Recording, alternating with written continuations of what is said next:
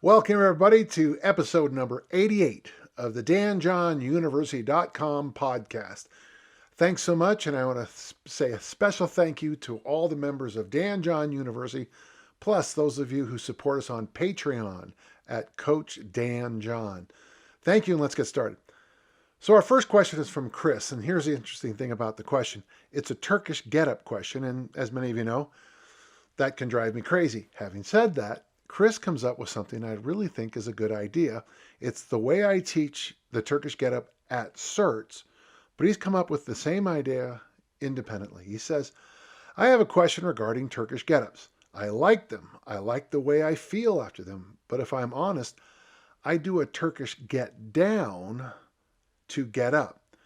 I'm starting and finishing at the top saves you from the awkward roll to swap hands. And they're right there. I thought to myself, that's why, Chris, I want to thank you, because I don't know if I've ever thought of that as an advantage, but boy, I have to agree with you. So, gentle listener, the idea of a Turkish get up is that you snatch or clean and press the weight up, and then you do the Turkish get down. Here's the thing. If you flop into the lunge position, or you flop into the what we call the kneeling windmill position, stop. Load's too big. Something's wrong with you. So safety-wise, this is a better way to go. But Chris's idea about how you just switch the top, you could bring it down, cross arms, press it, push, jerk it up, and go. I think that's really a good idea, especially those of us who worry about safety. And to be honest, I'm certainly not a nut, but I worry about safety in the weight room.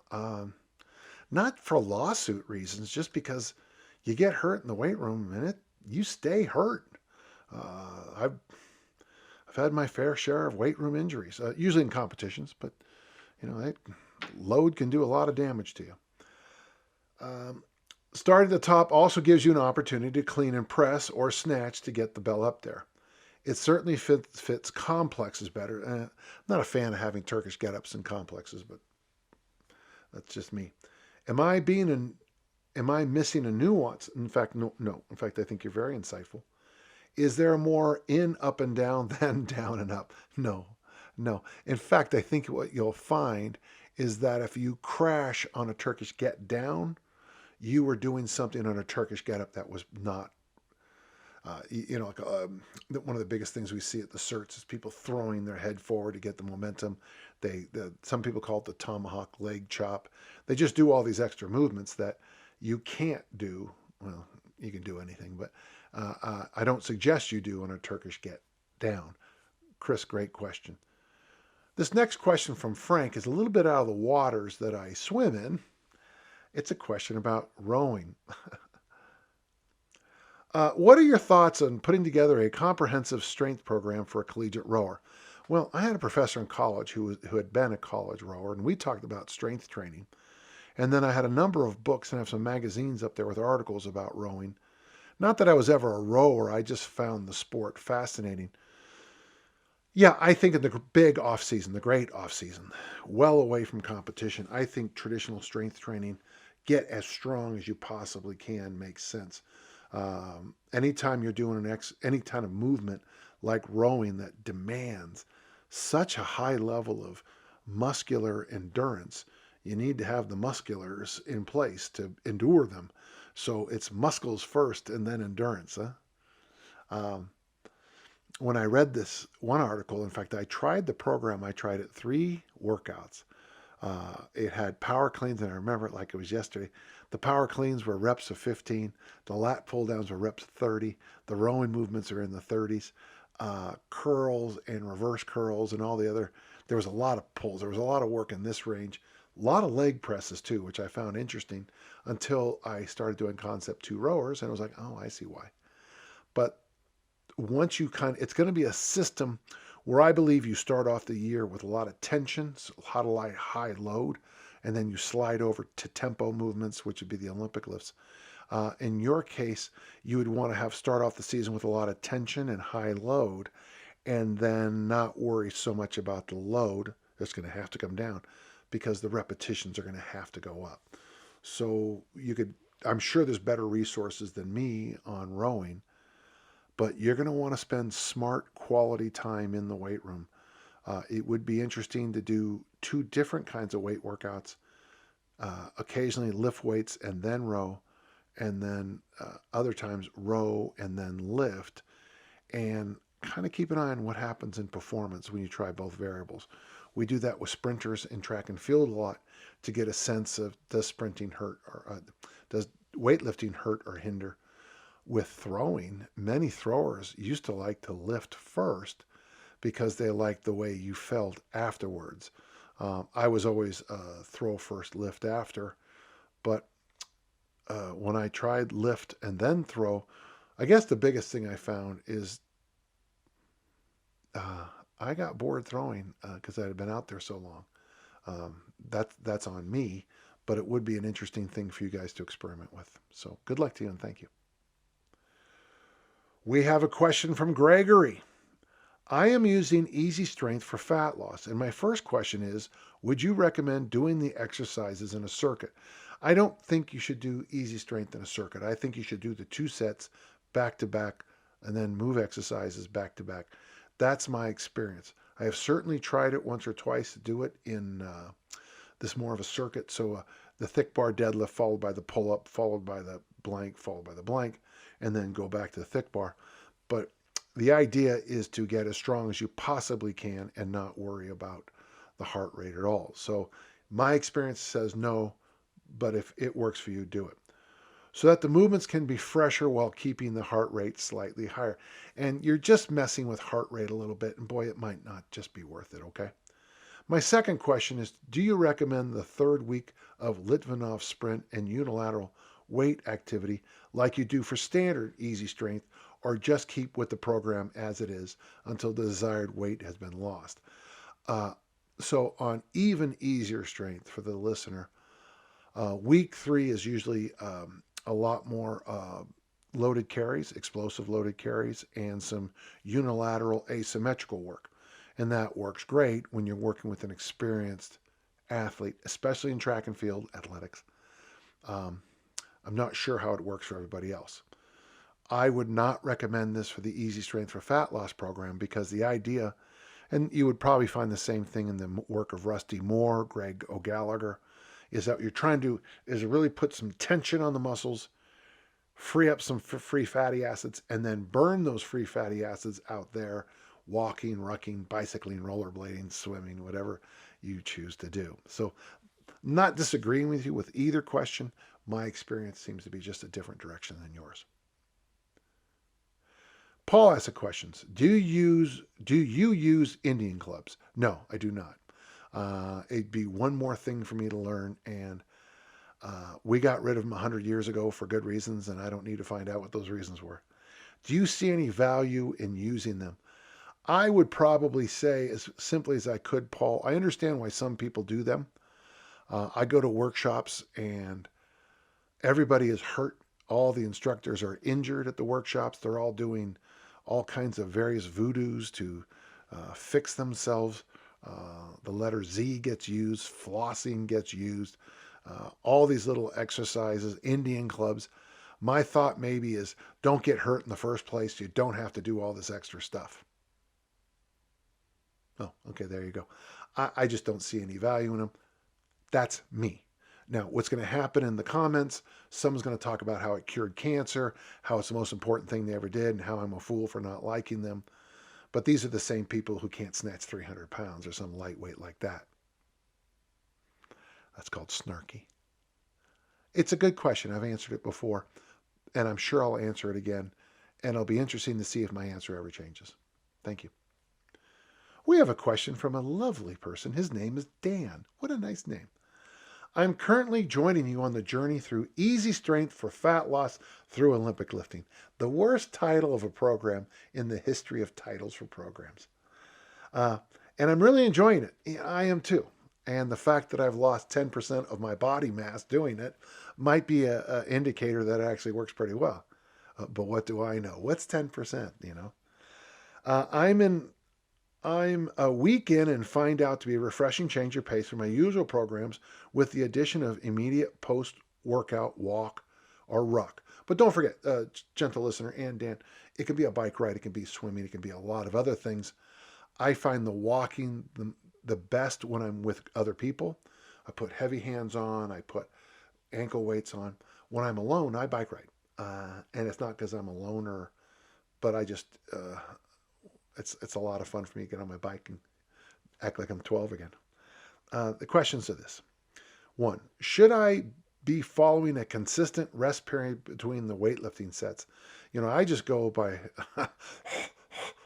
that. On the 3 sets of 3 day, it's much easier of me at day 1, the light day for me, than the 5 sets of 2. I tend to knock off the 3 sets of 3 much faster than those heavier 5 sets of 2. The 5-3-2 day is very quick. It all depends on your experience. I know as I get closer to this Olympic lifting meet, I'm going to have to speed up the period between my attempts to kind of get in that specific kind of Olympic lifting shape where you follow yourself on the platform, which can be exhausting. 2, should I be shooting for a target heart rate during the walk or ruck? I've tried to make that work, Dan. And in full candor, I don't know. But I've used Maffei-Tone's numbers. That's 100 minus your age. Generally, there's a lot more to it, as the top end of the number, and 160 minus your age as the lower end. So I try to, in my case, I'm 64. That's too hard on my maths skills. So let's just say I should be 95 to 115. I don't need very much load to get to 95 to 115, especially after I just finished a few sets of Olympic lifting. But on minute 30 of a 45-minute walk, it might help to have a heart rate monitor. Probably a better one for you to think about, Dan, is the talk test. Can I hold on to a conversation as I walk? Mike Brown and I have had great conversations on what should be the first word in English of the Iliad. I don't think it's rage or wrath. I have my own word. It starts with F. We talk about the work of Edna O'Brien. We discuss short stories, poetry, games, sports. And I find when we are a little bit more talkative and have interesting conversations, those are the days that the next day or so is when I lose weight on the scale. Whether losing weight on the scale is a good thing or a bad thing, I don't know. But it's pretty consistent that that's what happens. Boy, I hope that helps. And I'm walking there with you. All right, talk soon. We have a question from Nicholas. Nicholas. Is it okay to just practice kettlebells? Yes. Yes. Oh, there's more. 3 to 5 times a week without a focused goal. Absolutely. And in fact, I still think the best way to train kettlebells is to do what we did back in the early 2000s, in the aughts, when people used to just play with kettlebells. I never had organized workouts when I first started the kettlebell. You would do kettlebell juggling. You do some snatches, you do some cleans, you do some presses, you put the bell out, bunch of bells in a line and clean and press or squat them, and then do something else and then do something else. And then when you felt like you were done, you'd walk away. And I love that. Or should I just keep doing my random workouts in every week of 1 day snatch, 1 day swing, 1 day ABC complex, next day pull-ups and loaded carries? Boy, I tell you, you've given me 2 good options, and I like them both. I would maybe organize it myself to 2 weeks of that 1 day swing, 1 day snatch, 1 day, 2 weeks of that, and then 1 week of just freestyle. That's the words Pavel uses. He calls it freestyle training. I think you'll find a lot of good in it. The nice thing about not measuring things sometimes is that you get this little, hey, that was fun in your brain. I guess I'm asking, how much importance should I place on programming versus just doing the work? Both are important. Programming is important, but doing the work is important. I noticed in my own athletic career and my coaching that the kids who had the most fun playing the sport were usually in the best condition. The kids who would get together and play, 7-on-7 games in a park, or just go out and have fun and play the sport, that's far better conditioning than 10 sets of 100 meters or some stupid thing like that. It's a good question, Nicholas. I hope I helped you. Well, we have a question now from Nick. I'm super excited to start the Mass Made Simple program. Yes, you're excited to start it. I was more excited to finish it. As you recommend, I plan on following exactly as possible. However, after brain surgery in 2019, okay, that's an okay excuse. I cannot safely perform traditional back squats. I plan on using the Smith machine for the back squats. It's okay to use a Smith machine, just don't tell anybody. I know this is much less effective, but it's the best alternative I could think of. Do you agree? Hey man, you had brain surgery. Yeah, you get a pass with me. Huh, you're fine. It's like when a woman delivers a baby and says, I'm tired all the time. Yeah, that's okay. Um, Also, due to the brain surgery, I suffer from depression. God bless you. I'm sorry to hear that. My therapist presides social interaction. COVID has made this very difficult. Man, that's a tough combination. The upside, we're moving out of it. So hang in there. But I have a group of friends that do light circuit training, which provides me with some social interaction. I know you say in the book to dedicate 6 weeks towards bulking and to give up these cardio type activities. So, do you think the circuit training will mess up the bulking, or is it an acceptable recharge day? Yeah, I would do that as your recharge day. That's a great idea. The only thing is, back off. I mean, if you're doing 25 reps, do 10. If the load is 50, do 25. That's all I'm asking. Yeah, it's okay in your case to do this. I hope the other gentle listeners listened to what you were talking about, though. It's more than just you're changing things up just willy-nilly. You're changing things up for really good reasons. So I support you 100% on that, Nick. And I hope you get better. And I hope the COVID thing passes us. I honestly worry about my friends online and around the world. And you could hear my dog there making a very sad noise too, because he feels the same way. All right. Thank you. I hope that helped. My good friend Matthew has a question. It's an interesting one. My question concerns the kettlebell deadlift. I'm not sure a man needs to be too worried about the kettlebell deadlift. I do these either suitcase style or Dinnie style, which is to say with two kettlebells, one held in front of the body and one held behind, after the fashion of the famous Dinnie stones of Potarch, Aberdeenshire. The manner of deadlifting is one I'd love to hear your thoughts on.